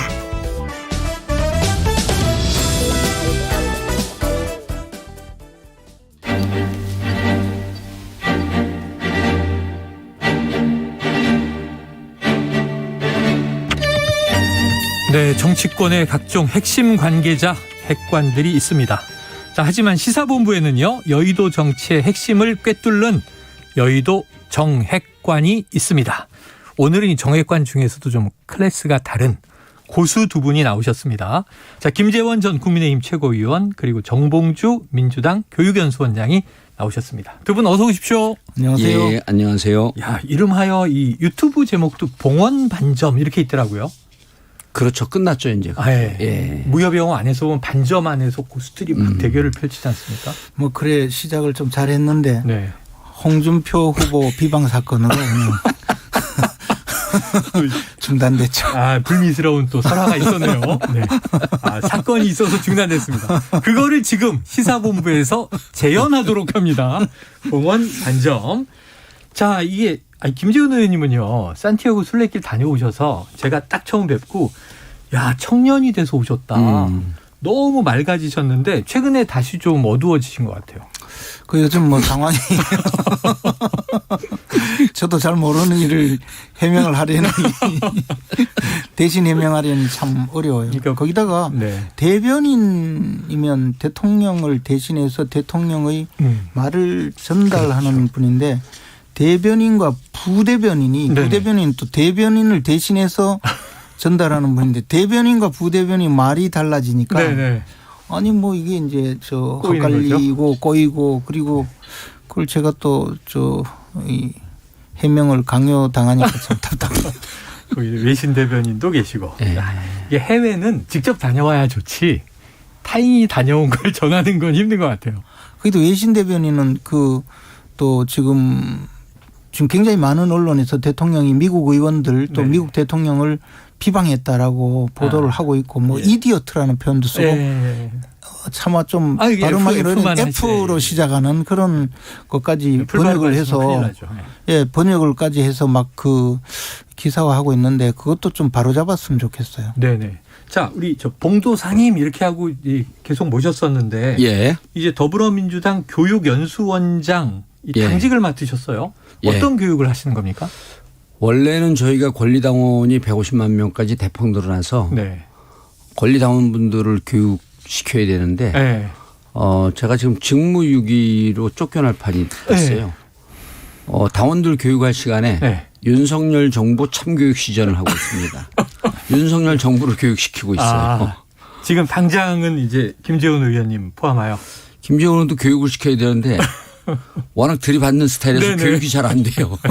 쉽지 않은 난제를 지금 끌어안고 계십니다. 농담 반 얘기해 주신 거고요. 바로 뭐 이 이슈로 들어가 보죠. 지금 말씀하신 그 문제인데 이게 너무 여러 날 가는데요.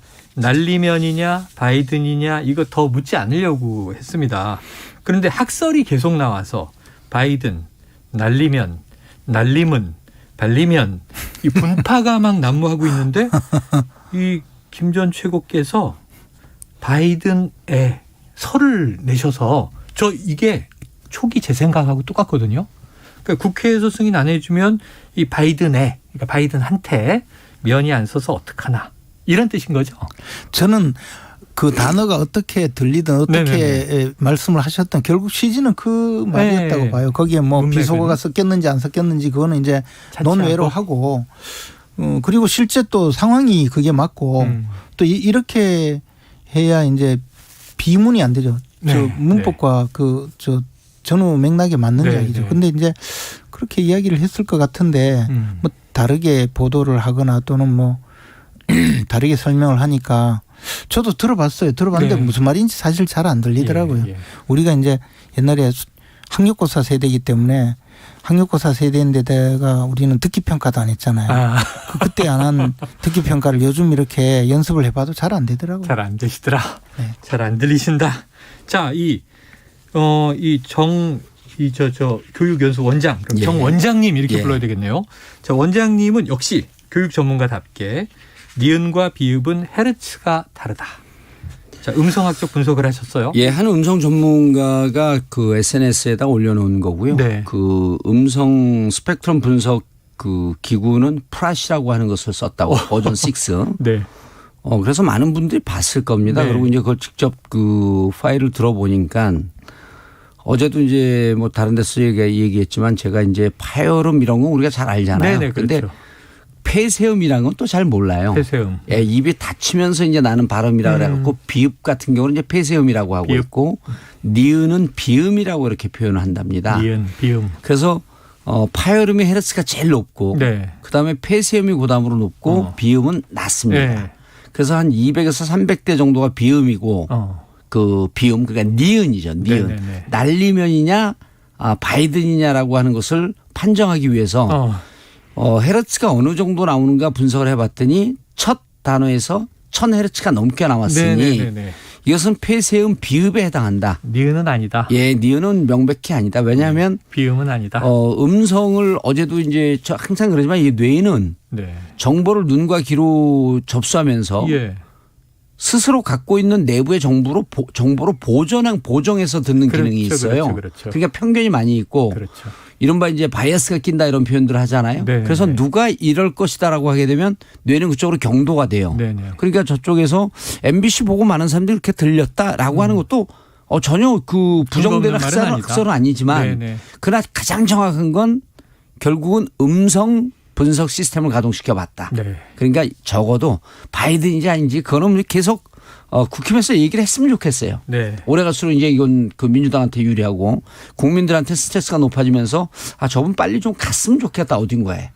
이런 그 이후에 그 상승 효과가 있기 때문에 네. 저는 계속 얘기하는 거 바람직하다고 봅니다. 그런데 분명하게 비읍으로 시작한 것은 맞다라고 말씀드릴 수 있습니다. 풀 전체 단어는 모르지만 니은이냐 비읍이냐 논란은 비읍이다. 이렇게 이제 과학적인 그러니까 이제 거예요. 그러니까 그 대통령실에서도 분석해서 발리면이라고 비읍으로 시작한 건 맞는 것 같다. 그것도 그런 소문을 또 이재명 대표께서도 또 퍼뜨리고 있더라고요. 본인이 또 문재인과 이재명 없으면 어떻게 살 뻔했어요. 그러게 말이에요. 네, 벌써 신경전이 두 분 딱 좋습니다. 김재원 의원님은 이제 문맥으로 설명을 해드렸고 음성학으로 니은 비읍을 또 디테일하게 설명해 주셨는데. 아니 그래서 어쨌든 처음에 민주당의 박원곤 원내대표가 뭐 이것을 두고 미국의 우방국을 모욕했느니 그 미국 의회를 모욕하고 미국 대통령을 뭐 비방했다.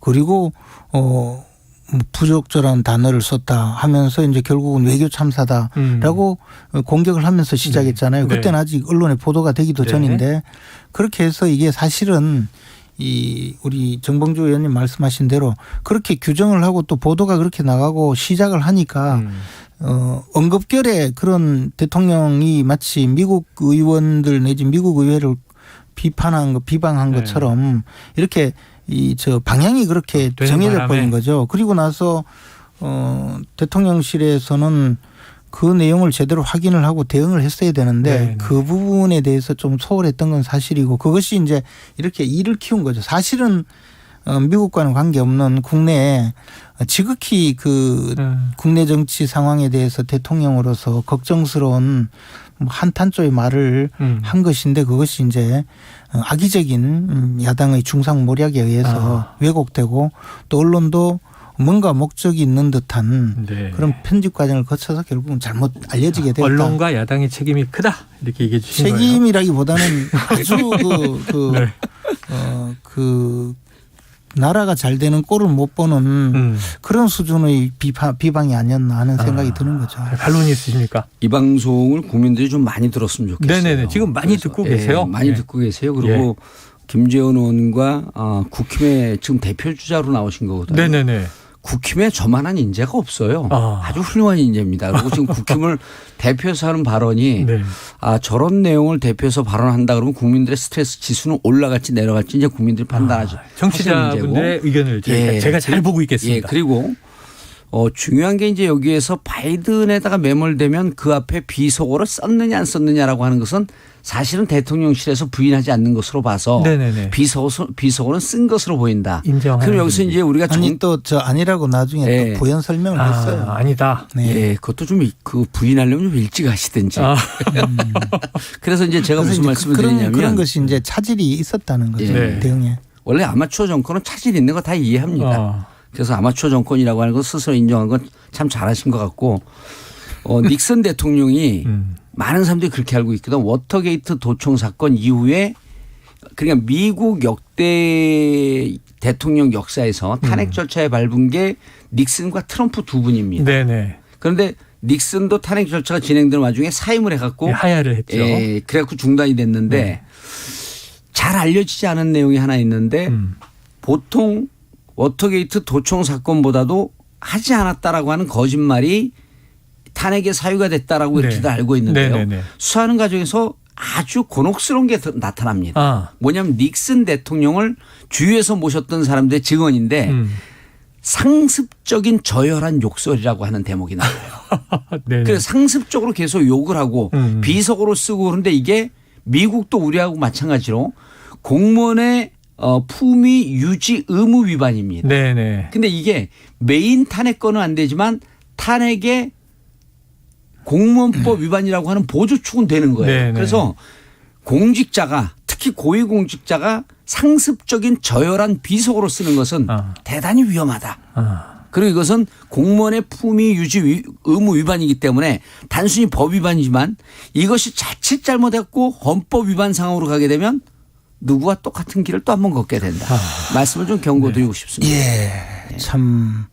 뭐 그 말씀을 들으니까 제가 불현듯 떠오르는데 이재명 대표님 성남시장 시절에 이미 대구로 집으로 가셨어야 되는데 그러면 국힘의 당대표가 이재명이에요? 욕을 쌍욕을 그렇게 심하게 하시고 그것도 상습적인 걸 정도가 아니라 그것은 뭐 일상화 되신 분이잖아요. 그분께서 지금 민주당의 대표를 하고 계시잖아요.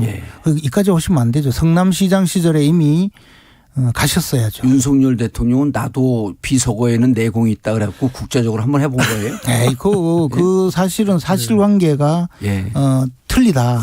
즉 그 비속어를 쓰지 않았다고 이미 확인을 한 상태이기 때문에 그러면 비속어를 썼는지 안 썼는지를 정확하게 하다못해 잡음을 제거하고 그 확실하게 입증을 했다면 또 모를까. 그냥 대강의 그 상황에서 지금 비속어를 썼다고 공격하고 그렇게 보도를 한 상태잖아요. 그러니까 그것은 지금 다른 문제고 다만 이재명 대표님은 비속어가 아니고 전 국민이 거의 소름 끼칠 정도로 욕설을 하시고 그것도요 또 어마어마하게 많아요. 양도. 그런 당의 교육 원장께서는 당대표 교육부터 하세요. 당대표 교육. 그 공무원을 좀 시켜주시지 그랬어요. 우리 이재명 대표를. 지금 공무원이잖아요. 예? 성남시장 때도 공무원이고 지금도 아니 그러니까 공무원이잖아요. 그래서 그 고위공직자로 해놓고 욕설을 하는지 안 하는지 좀 검증을 해보셔야지 왜 23만 7천 평 딸랑 그거 갖고 갖고 왜 국민들을 이렇게 혼란에 빠뜨립니까? 그래서 제가 여기서 이제 중요한 게 이 사건의 발단을 누가 제일 잘 알겠어요? 본인 아닐까요? 본인이죠. 네네네. 그래서 여기 그 지도자의 덕목 중에 제일 중요한 게 본인이 인정을 하고 이마저마하다. 그러니까 사실은 이건데 왜곡됐다. 사실과 다르게 보도됐다라고 하는 주장은 되게 크게 얘기하면서 사실은 무엇이다라고 하는 얘기를 아니에요. 지금도 얘기를 안 해요. 자꾸 저렇게 이야기하니까 제가 이 민주당의 교육원장의 지금 거짓말에 지금 반기를 들 수밖에 없는 것인데 대통령은 자신의 말을 대신할 수 있도록 대변인을 임명하고 자신의 말을 대신 설명까지 했어요. 그죠? 홍보수석이자 대변인인 김은혜 수석이 설명을 했고 다만 그 과정에 차질이 빚어진 거는 또 대변인을 대신하는 부대변인이 그 대변인을 대신하는 또 이게 좀 뒤집으니까 이게 이제 우습게 된 거죠. 대변인들이 그래서 얘기하는 이미 상황이 있고. 어쨌든 이미 대통령이 그런 말을 하지 않았다. 그리고 일부에 대해서 그때 당시 상황이 그냥 뭐 혼잣말 비슷한 그런 말이었기 때문에 잘 기억하지도 못하는 수준이에요. 그래서 내가 기억하기로는 이렇다. 이런 말을 하지 않았다. 그리고 그때 상황이 뭐 바이든 대통령을 거론하면서 비방하거나 미국 의원들을 비방할 상황이 전혀 아니었다. 그리고 비속어를 쓰지 않았다. 이렇게 이미 수차례 확인을 한 상태예요. 근데 이제 자꾸 대통령이 뭐 직접 어떤 설명을 하지 않는다고 하는데 이런 거죠. 대통령이 설명을 하지 않는 것이 아니라 이미 그 대변인을 통해서 충분히 설명을 했는데 그것을 계속 뭐 비속어 썼지 않냐. 사과해라. 사과만 하면 넘어간다. 계속 그랬잖아요. 그런데 과연 사과를 해야 될 상황인지는 모르겠는데 사과를 한다고 또 넘어갈까요? 그때부터 민주당의 특기가 나오잖아요. 2번 사과하고 3번 사과하고 결국은 그렇게 만드는 그 전 단계로 지금 자꾸 사과하라고 하는데 저는 과연 이것이 사과할 일인지 여부에 대해서는 먼저 사실관계가 밝혀져야 되고 그 사실관계를 밝히는 데는 굉장히 중요한 대목이 지금 보도경위 또 민주당의 원내대표가 어디서 그런 이야기를 듣고 두 분의 시각이 완전히 다릅니다. 시각이 다르죠. 그리고 이제 이런 걸 두고 이제 옛 어른들은 원래 표현은 이제 똥낀 놈이 성낸다 그러는데 이제 방귀 낀 사람이 성낸다. 이게 그러니까 속담이 어느 날 하늘에서 뚝 떨어진 게 아니에요. 이런 상황이 그 선례도 있었다는 거예요. 그래서 자 대변인이 그 입장을 발표하고 김은혜 대변인이 이번에 순방 과정 5박 7일 동안 사고 뭉칩니다. 말하는 족족 이게 상황과 달라갖고 대변인이 그리고 홍보수석이죠. 그렇다고 한다면 이렇게 국민들이 전체가 다 집단적 스트레스에 빠지면 리더는 그거에 대해서 아파해야 되는 거예요. 네. 그러면은 이거 홍보수석이 잘못했고 또 부부대변인이 또 실수라니 네네. 이게 임명한 사람들도 나니 본인이니 이게 내가 직접 나서야 되겠다고 하면서 정리를. 대통령이 한마디로 내가 이렇게 얘기를 했습니다. 라고 하면 끝나는 거거든요. 네네. 근데 보세요. 아니 본인이 스스로 자기를 디스하는 거예요. 그러니까 이 사건 때문에 지지율이 계속 빠지거든요. 오늘 네. 드디어 최하점을 찍었어요. 조원 CNI가 거기서 27.7% 네네네. 축하드립니다. 이게 끌면 끌수록 지지율이 떨어져요. 그래서 저는 방금 여론조사 발표 기준에 위반하여 선거법을 위반할 가능성이 많습니다. 그거 제가 또 읽어드려야죠. 네. 아주 남이 못 되는데 그 고춧가루 뿌리고 저희가 읽어드려야죠. 잘못될까 봐입니다. 예. 여기 변호사인데 네. 그래서 고춧가루 뿌리셔도 그냥 신라면 먹듯이 잘 뱉어 먹겠습니다. 예. 네. 그래서 이 부분은 대통령이 직접 나서서 해명을 하면 간단한 문제입니다. 그럼 국민들이 지금 환율 문제 이런 거 등등 때문에 심지어 이제 오늘 무슨 음모론까지 나오냐 하면 영국 가갖고 그 참배 못한 거에 대한 문제. 한미 정상회담 한다 그랬다가 48초 지내면서 1,400억 쓰고 48초 그러니까 이렇게 저렇게 나눠봤더니 윤석열 대통령이 얘기한 시간은 12초밖에 안 돼요. 그래서 1,400억을 12초로 또 나눠봤더니 1초에 116억을 헌납하고 온 거야. 네. 이게 도대체 국민들이 그러니까 이렇게 잘못하고 일본은 또 가서 읍소하다시피 하면서 한일 정상회담을 했다고 우기고 일본은 아니라고 하니 이런 등등을 외교적으로 완전히 실패한 걸 덮기 위해서 이 문제를 밝히지 않고 물고 늘어지는 거 아니냐라는 음모론까지 나와요. 그러니까 왜 전 국민들을 박근혜 대통령 때는 전 국민이 헌법 공부를 해야 돼. 자 이번에는 전 국민이 형법 공부를 해야 돼. 그리고 듣기평가 시험을 봐야 돼. 이제는 전 국민을 소설가로 만드는 거예요. 그래서 제가 보기에는 먹고 살기 힘들어 죽겠으니 대통령이 한마디 하시고 내가 좀 평상시에 비속어를 많이 쓰니 비속어 쓴 거에 대해서 좀 미안하고 그다음 바이든 미국 조야를 그 공격한 부분에 대해서도 내가 좀 심심한 유감을 표명한다라고 하면 끝납니다. 그래서 사실이 아닌 것을 자꾸 사실이라고 우기면서 지금 국민들에게 스트레스를 계속 주고 있는 게 바로 민주당이에요. 아니 그러니까 사실이 아니라고 자꾸 우기려는 거예요 우리는. 지금 국힘이 그러고 있거든요. 우기는 것이 아니고 그게 사실이라고. 우기는 게? 아니 사실이 아니라고 하는 것이 사실이라고. 사실이 아니라는 것이 사실이다.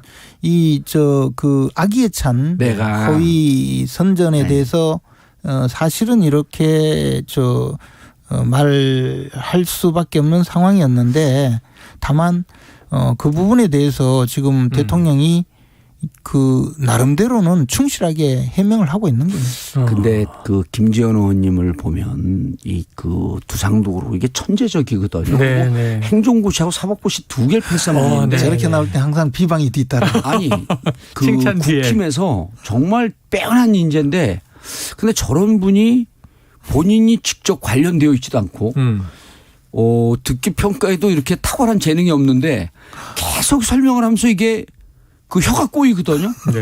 말이 좀 그 버벅거려지고 이러면 우리가 국민들 듣는 우리 청취자분들이 저렇게 탁월한 인재가 이 부분에 설명하는데 좀 버벅거리는 걸 보니 무언가 이유가 거기에 있겠구나. 이 대목에서 이제 정봉주 원장님이 이제 법적인 문제에 걸리지 않게 하기 위해서 저희가 안전망을 쳐드리겠습니다. 자, 여론조사 전문업체 조원 CNI가 스트레이트 뉴스 의뢰를 받아서요. 지난 24일에서 26일까지 실시한 여론조사에서 윤석열 대통령에 대한 긍정평가가 27.7%, 부정평가는 71.3%. 근데 우리 정봉주 의원님 이미 학교에 한번 다녀오셨기 때문에 뭐 또 가셔도 뭐 금방 해결될 거예요. 안 될 일이죠. 네. 왜냐하면 요즘 변호사와 업무가 잘 안 된다고. 제가 가면 제가 변호사 해주라고. 수임하시려고. 그럼요. 네. 두 분이 한 분이 막 피고 한 분이 변호인 이거 좀 그림이 이상한데. 자, 자세한 내용은 중앙선거여론조사 심의위원회 홈페이지를 참조하시면 됩니다. 그런데 제가 이렇게 가운데서 보니까 두 분이 이제 날이 서서 다른 공방을 하고 계시는데 이해가 돼요. 방어해야 되는 쪽, 공격해야 되는 쪽. 근데 저는 이제 김 의원님 오시면 한번 여쭤보려고 그랬던 게 아까 버전도 여러 개가 나오고 그다음에 대응이 좀 늦게 나오다 보니까 최근 버전으로 보면 이게 욕을 썼는지도 아직 모르겠다. 기억나지 않는다. 그다음에 이제 바이든은 분명히 안 했다. 이렇게 돼 있는데 내부 분위기는 어때요? 국민의힘 내부 분위기는? 그 내부 분위기는 제가 잘 모르지만 네. 그 이 상황 자체가 결국은 전부 다 그 대통령실의 해명을 전해 들을 수밖에 없는 네. 상황이잖아요. 다 전원으로. 네. 그래서 그런 부분에 대해서는 좀 당혹해하는 것은 사실이고요. 어쨌든 또 보도 경위라든가 민주당이 이 사태를 주도하고 있는 데 대해서는 뭐 일치 단결해서 지금 국민의힘 여당으로서 대응을 해야 된다는 그런 상황인 건 틀림없습니다. 이제 지금 김재원 의원님이 해명하면서 설명하면서 전에 들은 내용이다. 네. 변호사시거든요. 예. 보통 법정에서 이걸 전문 증거라고 합니다. 전에 들은. 네, 전문 증거는 증거 능력이 없기 때문에 전에 들은 거는 아무 의미가 없고 본인이 밝혀야 돼요. 저 보통 학교 한번 다녀오시면 굉장히 만주 변호사 자격을 주는데 전문 증거를 하더라도 그 당사자 그러니까 그 발설한 분이 직접 확인을 해주면 증거 능력이 생기거든요. 그러니까 그걸 몰라서 확인 안 해줬어요. 확인했잖아요. 확인 안 해주잖아요. 확인했죠. 그리고 학교 한 번이 아니라 3번입니다. 네네. 대학 때 2번, 지금 1번. 원장의 자격. 예. 네. 자, 그런데 이제 이렇게 한번 전개해 보죠. 지금 이 두 분의 이야기가 그대로 정치권에 딱 하나의 이제 논리를 구축을 해서 지금 대통령실에서 이제 여당 분위기도 있지만 대외협력 비서관실이 MBC에 공문을 보냈어요. 그 내용이 공개됐는데 진상을 조목조목 캐묻는 그런 공문이고요. 또 이 국민의힘 과방위원들, 현역 의원들이 오늘 MBC를 항의 방문하기도 했는데 자, 정 원장님 어떻게 보셨습니까? 저는 정말 이 정부가 아마추어 정부다라고 하는 게 지도자는 국민이 굶는 일이 없도록 하고 억울해서 눈물 흘리는 일이 없도록 하는데 정말 있을 필요가 없는 지금 그 고통을 주고 있는 거거든요. 그러면 집권 여당이라고 한다면 또 대통령이라고 하는 최고위직의 지도자라고 한다면 이 사안을 빨리 끝내려고 노력을 해야 됩니다. 그리고 환율이 지금 뭐 방금도 그 여러 매체에서 얘기했지만 1,440원이 돌파가 되고 지금 블룸버그 통신에서는 대한민국과 그 원화와 바트가 가장 취약해서 제2의 IMF 위기가 올 수 있다고 경고하는 시점 아닙니까? 그럼 온 국민이 협심을 해서 이걸 극복을 해야 되는데 보면은요. 계속 확전을 누가 하고 있습니까? 이 정부가 확전을 하고 있어요. 그러니까 야당에서 확전을 하려고 해도 눌러야 되는데 오히려 확전에 불을 붙이고 기름을 붓고 있는데 과연 이것이 정말 프로 국민을 생각하는 정부냐. 아니 MBC하고 싸워갖고요. MBC 방송 여기 KBS 들으지만 국민의 눈과 귀라고 하거든요. 그럼 쉽게 얘기하면 국회하고 싸우는 것은 국민의 대표하고 싸우는 거고요. 방송국과 언론과 싸우는 것은 국민의 눈과 귀와 싸우는 겁니다. 국민하고 싸워서 이긴 지도자 봤습니까? 그래서 제가 보기에는 언론으로 표상되고 있지만 사실은 국민과 싸우고 있다. 이러한 지루하고 불필요한 국력 낭비를 좀 제발 끝내주시기를 간청을 하는데 안 듣습니다. 아니요. 지금 이제 그 사실이 아닌 보도를 했다면 그것은 밝혀야 되고 지금 상황은 사실이 아니라고 확신을 갖고 있기 때문에 그 사실에 대한 명확한 근거를 요구하는 것은 저는 뭐 할 수는 있다고 봐요. 근데 이게 이 대통령 비서실 공문으로 발송을 했고 그 공문을 또 공개를 했어요. 근데 제가 보고 참 이제 대통령 비서실의 직원들 조금 더 노력을 해야 되겠다는 것이 수신이 MBC 박성재 사장으로 돼 있어요. 근데 이제 수신처를 제대로 보낼 때는 그 공식 명칭으로 보내야 되잖아요. 주식회사 문화방송 박성재 사장 해야 되지. MBC 박성재 사장으로 보내면 아마 소송을 했으면 당사자 적격이 당사자가 특정되지 않아서 소각화를 당할 그런 정도. 그러니까 제가 무슨 생각이 드냐 하면 정말 너무하다. 너무 아마추어 정권이다. 왜 저 대통령 비서실에서 나오는 공문이 이런 식이냐. 우선 이거부터 아마 상대에게 얕잡아 보이지 않았을까.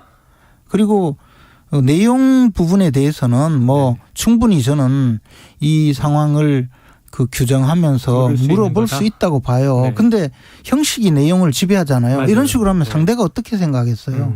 저는 대통령 비서실 구성원들은 좀 더 노력을 하고 좀 더 분발했으면 좋겠어요. 네. 그리고 네. 좀 더 애국심으로 뭉쳐서 대통령을 잘 보필하고 보좌해야 된다는 그 생각을 좀 가졌으면 좋겠어요. 이제. 그 김재원 의원 얘기에 한 400% 공감을 합니다. 네. 그러니까 대통령 비서실이 그 얼마나 급했으면 그리고 이제 누군가에게 조인타를 세게 맞았으면 저렇게 급히 황망간에 네.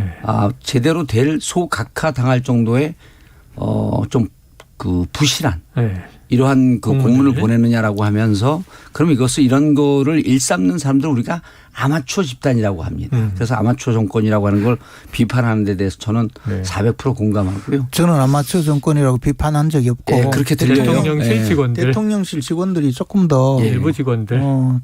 그래서 저는 이 정권의 그 비애는 여기 김재원 의원처럼 이렇게 유능하고 네. 실력 있는 분들을 대통령실에서 안 쓰고 너무 검찰 출신들만 쓰는 게 여긴 검찰 출신도 정치적으로 오랫동안 경륜이 쌓여 있거든요. 네. 그래서 이 기회를 빌어서 공식적으로 제가 천거할게요. 대통령실에 들어서 일 잘하세요. 나무 앞길을 막는 방법도 가져가지는. 예?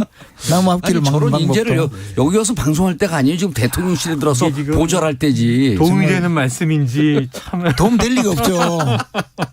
아니, 그래서 또 하나는 뭐냐면 이게 옳은지는 모르지만 심지어 실제로 보면 김대중 대통령 시절에 방송 언론사에 대해서 이제 세무감사 들어갔다가 한두 번 했다가 말았거든요. 네, 맞아요. 그게 왜 그러냐 하면 기자들이나 언론사에서 언론 탄압이라고 하는 거에 대해서 무척 불편한 거예요. 네, 네. 사실은 네. 언론사가 그런 취해법권 지역이거나 무소불위의 권력을 갖는 것은 옳지 않지만 아까도 말씀드렸듯이 MBC에 대해서 하는 것이 저것이 자칫 잘못했고 불똥이 잘못 튀면 언론사 길들이기 하러 가는 거 아니냐. 그러니까 이미 그 대통령 후보 시절에도 제가 알기로는 몇몇 방송국을 그 인터뷰할 때 토론할 때 안 갔어요. 윤석열 대통령이. 왜냐하면 편파 보도 편파 방송을 한다는 이유로 안 갔거든요. 그러고 난 다음에 그럼 이게 연동이 되면서 차제에 이걸 기여를 해서 가장 정상적인 방송을 하고 있는 한 방송국 MBC 방송국 길들이게 하러 들어가는 거 아니야? 이런 불필요한 오해를 또 살 수가 있는 거예요. 그래서 저는 왜 이런 행위를 확전을 거듭하냐.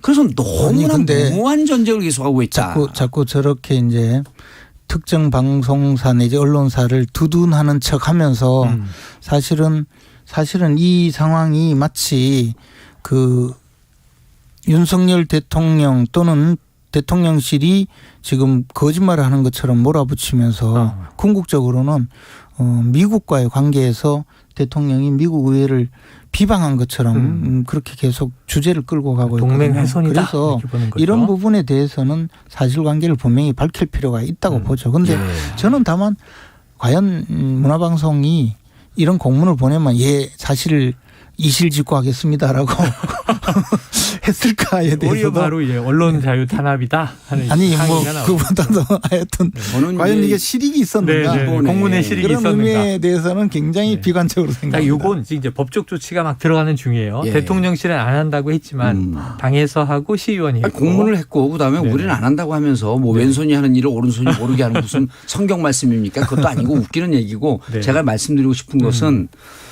저는 이준석 당대표가 앞에서는 대선 때 도와달라 하면서 사석에서 이 땡땡 저 땡땡 하면서 육두문자 썼다라고 하는 얘기를 있었죠? 듣고 설마 그럴 리가 있겠어? 근데 이번에 미국 가서 하는 걸 보니 이번에는 이준석 대표 얘기가 아니 맞는 근데 거 아니라고 하잖아요. 아닌데 자꾸 허위 사실을 공표하면 또 아니 제가 저는 그렇게 했다고 한다면 이라고 하는 전제하에서 한다면 아니 그렇다고 한다면 마치 기정사실로 하시는데 그러지 않아요? 왜 누구를 어디 감옥에 두려고 이렇게 변호사께서 네 번째 변호사께서 요거는 그래서 이제 그 비속어 논란은 진위 판단이 법정에서 되지 않겠는가. 숙제로 남기고 시간이 흐를 테니까.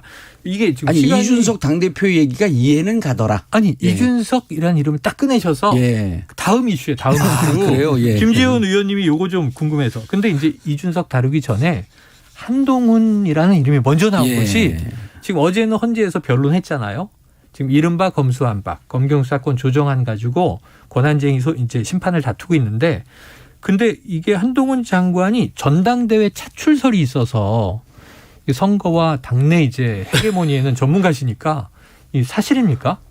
근데 저는 이제 그런 소문이 왜 나오는지 솔직히 저 이해가 안 가요. 왜냐하면 한동훈 장관 지금 개인적으로 뭐 인기가 있고 또 정치적으로도 상당히 앞으로 촉망받는 전도 유망하다. 전도 유망한 정말 우리 당으로 만약에 입당을 한다면 우리 당에서 사실 그 기대할 수 있는 그런 훌륭한 어떤 미래의 지도자로 성장할 수 있는 지금 잠재력을 갖고 있다고 봐요. 근데 전당대회는 전혀 다른 것이 보통의 경우에 대통령이 전당대회에 소위 보이지 않는 손으로 작용하면 그 또 당원들이나 또는 당의 구성원들 또는 경쟁하는 당권을 놓고 경쟁하는 많은 분들이 있잖아요. 그런 분들에게 좋은 어떤 그 영향을 끼치지 못해요. 그래서 굉장히 좀 나빠질 수가 있거든요. 과거에도 그 예를 들어 김무성 전 대표와 서청원 전 대표 전당대회 때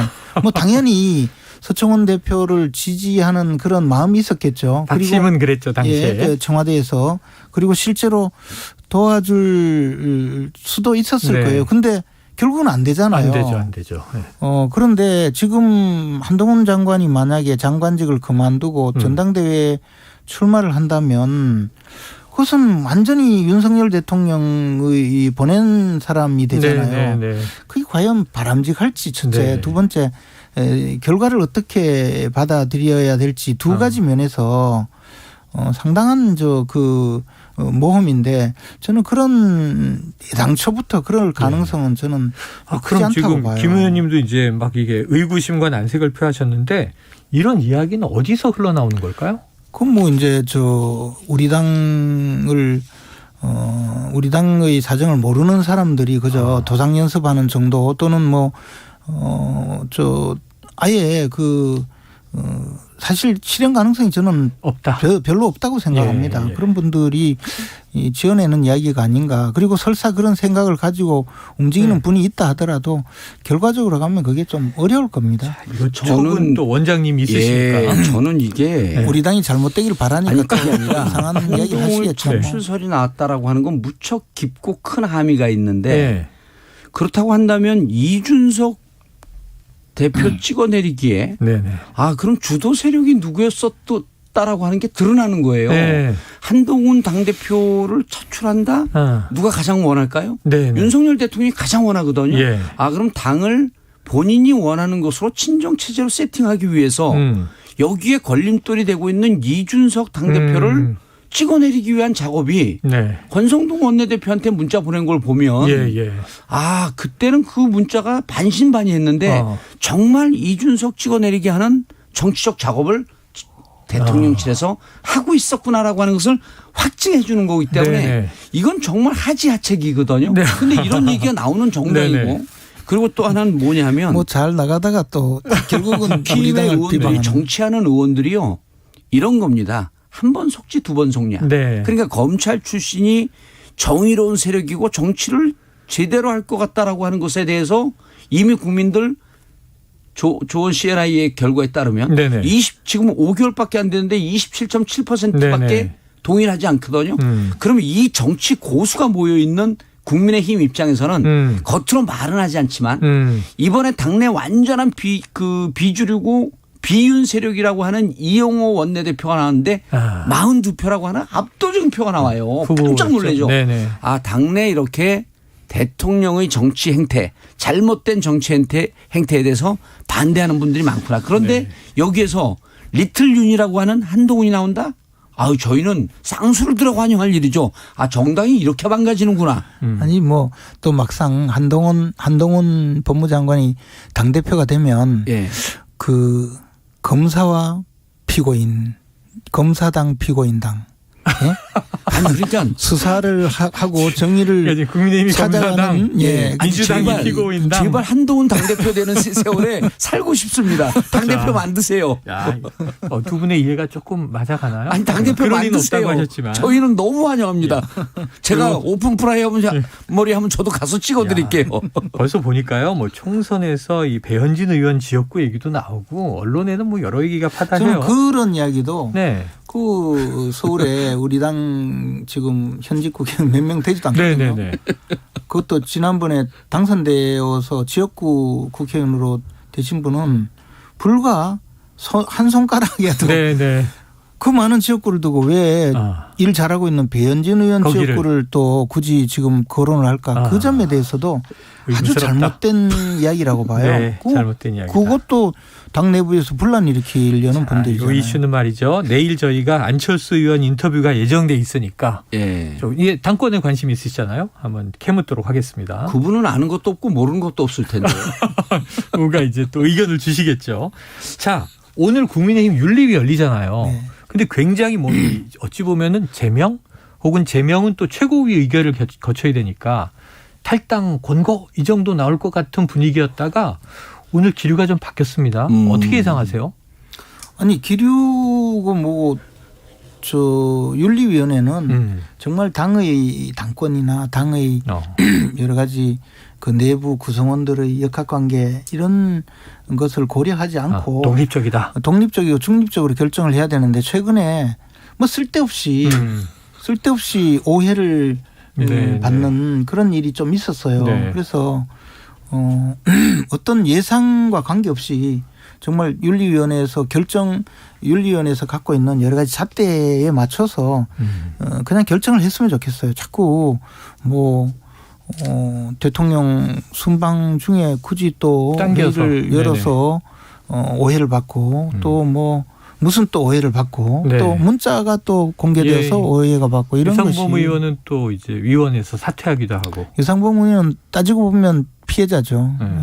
그래서 그런 것이 사실은 일반 국민들이 보기에는 정말 좀 좋지 못한 모습으로 보일 수 있기 때문에 정말 주의해서 그 일 처리를 했으면 좋겠는데 요즘 뭐 당이 나사가 빠졌는지 제대로 돌아가지 않아요.